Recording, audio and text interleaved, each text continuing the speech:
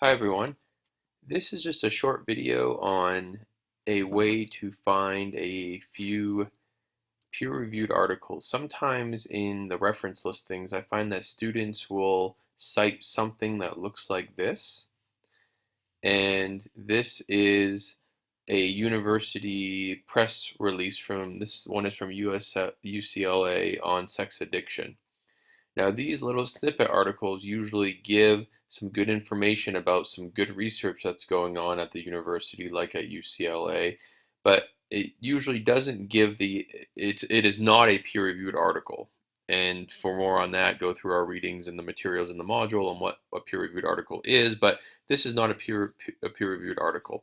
But these are not useless though. These can be really good clues or cues on how to find the peer-reviewed article. So this one is really awesome because if you read through it, all this stuff, it will actually give you the link to a couple peer-reviewed articles. So if you click on this, this is going to take you right to this is a peer-reviewed article for sure. Um, so you can attain this article, and even if now it looks like the full article is here for you, which is even sweeter. But sometimes you may not have access to the full article. But so let's say if that was the case, look, I still have the title though of the peer-reviewed article and all the authors. So I could go back to Forsyth Library, put this information in there, and find it, and or get it through interlibrary loan, and voila, you have a fantastic peer-reviewed article. In this particular news release, they have actually two peer-reviewed articles, and I don't know whether if both would be useful or not.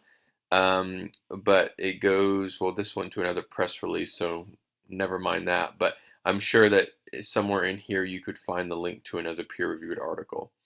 So this right here is another example of that. This is from Indiana University. Now this one is a little bit trickier. This is Eric Jansen. He seems to be a lead researcher in the science of sex addiction. And he, in this news release here, there is not a link. So it's like, well, there's no link to the article. That kind of stinks.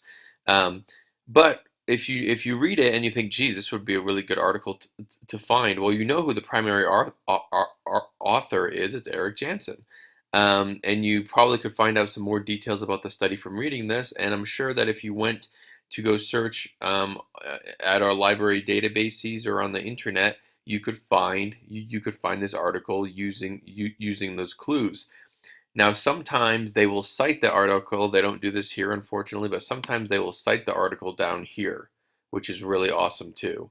So sometimes the citation will be here, and then of course you could use the citation because it has the title and the authors to go find the article.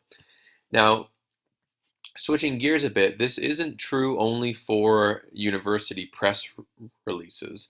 Oftentimes, if you go if you're reading just a regular news article from a news outlet like The Guardian or The New Yorker or something like that, they will often give you enough information to go find the peer-reviewed article. So you cannot use that news article from those different publications, but you can use their information in order to go find the original peer-reviewed article or articles.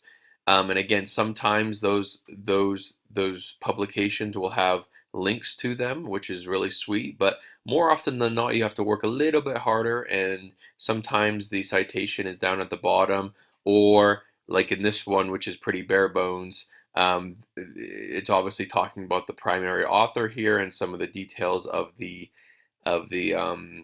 research, and you could go track that down. Again, it's going to take a little bit of time. It's not necessarily served to you on a platter, but it is there for the taking.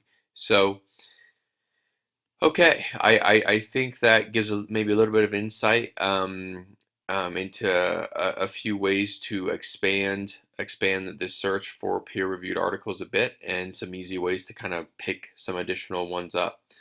If you have any questions about this, please feel free to email me.